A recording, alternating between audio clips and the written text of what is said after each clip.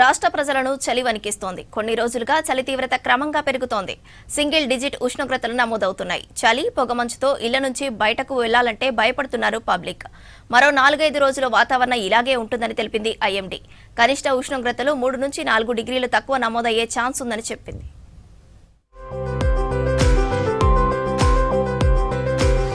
రాష్ట్రంలో చలి తీవ్రత కొనసాగుతుంది. చాలా ప్రాంతంలో కోల్డ్ వేవ్ కంటిన్యూ అవుతోంది. తూర్పు, ఆగ్నేయ దిశల నుండి వీస్తున్న క్రింది స్థాయి గాలుల ప్రభావంతో చలి తీవ్రత పెరుగుతుంది. ఉదయం, సాయంత్రం వేళల్లో చలి చంపేస్తుంది. రోజు రోజుకు ఉష్ణోగ్రతలు పడిపోతున్నాయి. చాలా జిల్లాల్లో సింగిల్ డిజిట్ ఉష్ణోగ్రతలు నమోదవుతున్నాయి.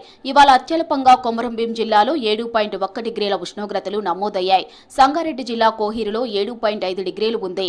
మరో 7 ప్రాంతంలో 10 డిగ్రీల్లోపై ఉష్ణోగ్రతలు నమోదయ్యాయి.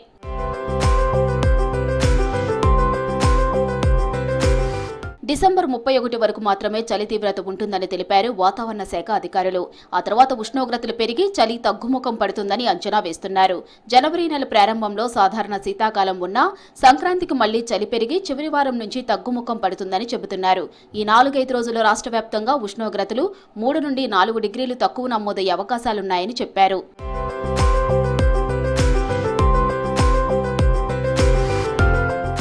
ఉమ్మడి ఆదిలాబాద్ జిల్లాను చలి వణికిస్తోంది. రికార్డు స్థాయిలో ఉష్ణోగ్రతలు పడిపోతున్నాయి. కొమరంభీం జిల్లా సిర్పూర్లో అత్యల్పంగా 7.1 డిగ్రీల ఉష్ణోగ్రతలు నమోదయ్యాయి.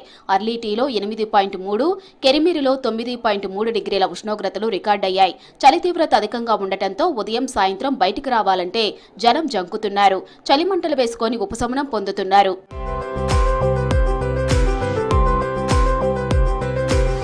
చలి, పొగమంచు తగ్గే వరకు ప్రజలు జాగ్రత్తగా ఉండాలన్నారు వైద్య ఆరోగ్య శాఖ అధికారులు. చిన్నారులు, వృద్ధులు, గుండె, శ్వాస సంబంధ సమస్యలు ఉన్నవారి పట్ల ప్రత్యేక శ్రద్ధ అవసరమన్నారు. చలితో ఆరోగ్యం దెబ్బతినకుండా అధికారుల సూచనలు పాటించాలని చెప్పారు.